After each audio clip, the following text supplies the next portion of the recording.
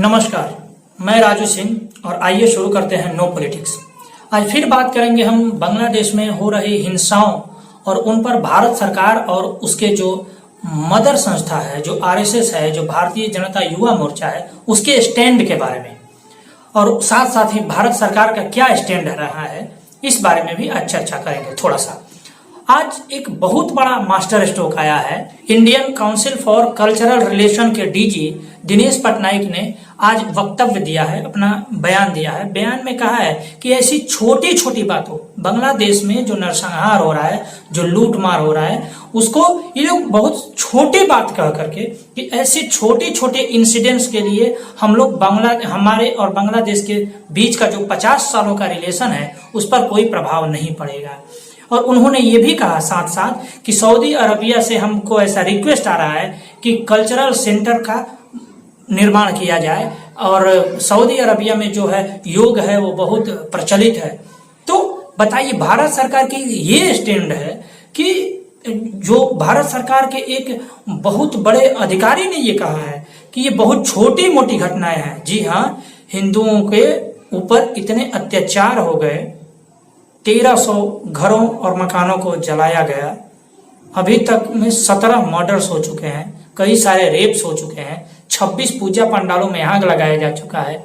दुनिया के सारे मैक्सिमम देशों के जो हिंदू रहने वाले हैं उन्होंने अपनी आवाज उठाई, लेकिन भारत सरकार का स्टैंड यही है कि ये बहुत छोटी मोटी घटना है। और चूंकि सऊदी अरबिया हमसे कल्चरल सेंटर बनाने का रिक्वेस्ट कर रहा है, चूंकि हमारा 50 सालों का रिलेशन है, इसलिए भले बांग्लादेश हमको डांट दे डपट दे, हम बांग्लादेश से कुछ नहीं कहेंगे। इसी ट्वीट को रीट्वीट करते हुए स्टोरीज ऑफ बांग्लादेशी हिंदू नामक एक ट्विटर ने लिखा कि हमें बहुत शर्म आती है। जी हाँ, उन्होंने शेम शब्द का इस्तेमाल किया कि शर्म आती है, लेकिन हमको इस पे कोई आश्चर्य नहीं हुआ, क्योंकि उनको पता है, सबको पता है कि हमेशा से भारत सरकार का यही स्टैंड रहा है। जहां भी कहीं हिंदू पिटता है, भारत सरकार और यहाँ के जो नेता है उनकी यही स्टैंड रहती है। चाहे 1946 का नोआखली और कोलकाता की जो घटना हो, 1977 में 30 लाख हिंदुओं को मारा गया इसी बांग्लादेश में, और इंदिरा गांधी ने देश को बंटवाया और बंटवाने के बाद में फिर सेना को ऐसे ही छोड़ दिया। कम से कम उस समय तो एक्सचेंज कर लेना चाहिए था, लेकिन नहीं। हम और अभी भी सरकार का वही पुराना डर रहा है, Hindu lives not matter for this government. You understand, you must understand, Hindu lives does not matter in this government. और ये हमेशा से 1946 में उस समय महात्मा गांधी ने जाकर के उन लोगों का दिल जीतने का प्रयास किया था। 1971 में इंदिरा गांधी ने कुछ खास नहीं किया, और आज की जो सरकार है, आज तो सुपर सेकुलर सरकार है भैया, इसके बारे में तो कुछ कहिए मत। और दूसरी तरफ सरकार तो सरकार के जो मदर संस्थाएं हैं, जो जिनसे सरकार निकली हुई है, जिनसे बीजेपी का उद्गम हुआ है, ऐसा कहा जाता है कि आरएसएस जो है सबकी मदर संस्था है सरकार की। आरएसएस के ट्वीट को देखिए। आर्यन खान रहेगा 30 तारीख तक कस्टडी में। उसके बाद आमिर खान ने जो नमाज पर क्यों नहीं अपना एड बनाया, सीएट टायर का जो एड का विवाद हुआ है उस पर, और समीर वानखेड़े ने नवाब मलिक को ये कह दिया वो कह दिया। हाँ बताइए, यही इनके लिए न्यूज है। प्रायोरिटीज देखिए इनकी, हिंदू मारे जा रहे हैं, काटे जा रहे हैं, लेकिन इनकी प्रायोरिटीज है आर्यन खान, इनकी प्रायोरिटी है शाहरुख खान, इनकी प्रायोरिटीज है आमिर खान ने क्या कहा, समीर वानखेड़े ने नवाब मलिक को क्या कहा। ये काम भैया न्यूज वालों का है, पंचजन्य का नहीं है। पंचजन्य आरएसएस का अपना मुखपत्र है। वो मुखपत्र जब ये काम करेगा तो फिर न्यूज चैनल बंद कर दीजिए। फिर काहे का हिंदुओं का सबसे बड़ा संगठन भाई, जब इतना बड़ा नरसंहार हो रहा है और आप एक शब्द बोलने को तैयार नहीं है। पंचजन्य का अभी तक आर्यन, आमिर खान, शाहरुख खान, समीर वानखेड़े, चरसी, बंगेड़ी, गंजेड़ी, ड्रग्स, ये सब करना पंचजन्य का काम है। तो फिर समाचार वाले क्या करेंगे? और न्यूज चैनल को देखिए, शाम को वही सब आर्यन खान और शाहरुख खान पर डिस्कशन हो रहा है। जो मुद्दे हैं, जो लोग मारे जा रहे हैं, उन पर कोई सवाल नहीं पूछ रहा है। डिस्कशन का डिस्कोर्स देखिए, यही सब तय किया जा रहा है। जब यहाँ हिंदू मारे जा रहे हैं तो टीवी डिबेट्स पर सावरकर को लेकर के बहस होती है। भैया सावरकर महान थे, इसमें कोई कहे चाहे न कहे। अब इस चीज को बहस का मुद्दा बना करके वो मेन कोर्स है जो जहां पे फोकस जाना चाहिए सरकार और सारी संस्थाओं का, वहां से ध्यान हटा करके सावरकर पर लाया जाता है, शाहरुख खान पे लाया जाता है, ड्रग्स पे लाया जाता है, एनसीपी पर लाया जाता है। ये भारतीय जनता युवा मोर्चा का ट्वीट देखिए, जयपुर में युवा संकल्प यात्रा की शुरुआत, तेजस्वी सूर्या ने 30 किलोमीटर तक साइकिल चलाया। ये काम यूथ ब्रिगेड का है। भारत का जो सो कॉल्ड हिंदुओं का जो यूथ ब्रिगेड है, भारतीय जनता युवा मोर्चा और एबीवीपी, उन लोगों का यही काम है। साइकिल चलाओ, ठीक है भैया ये काम है, लेकिन इसके अलावा तुम्हारा जो मेन फर्ज है, जो मुख्य कार्य है, उसको तो करो।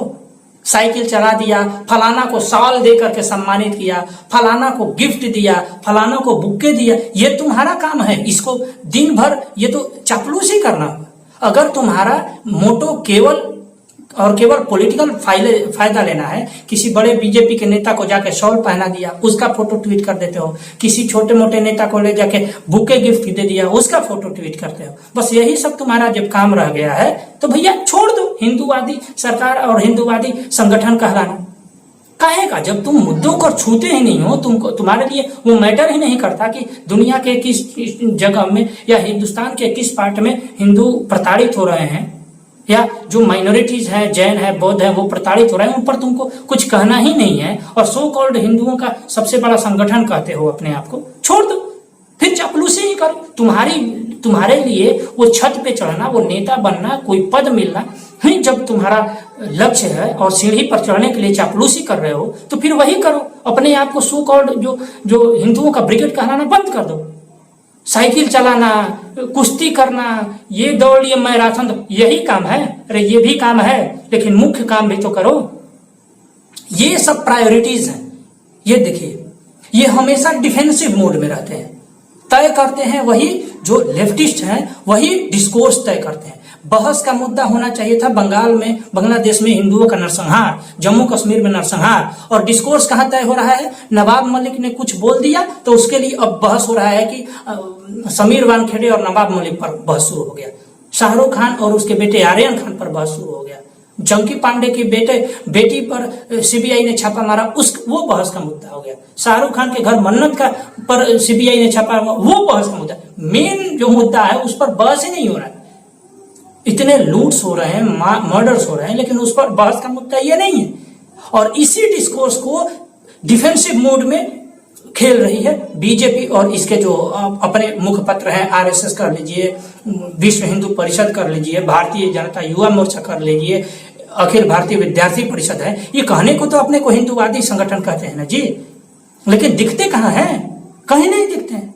एक शब्द बोलने से कतराते हैं। खुद को सुपर सेकुलर बनाना है, अपने आप को बड़ा सेकुलर कह सके, ये खुद को दिखाना है। और जब सेकुलर बनने की भूत सवार हो जाए ना, तो वही होता है जो 1947 में हुआ, 1971 में हुआ।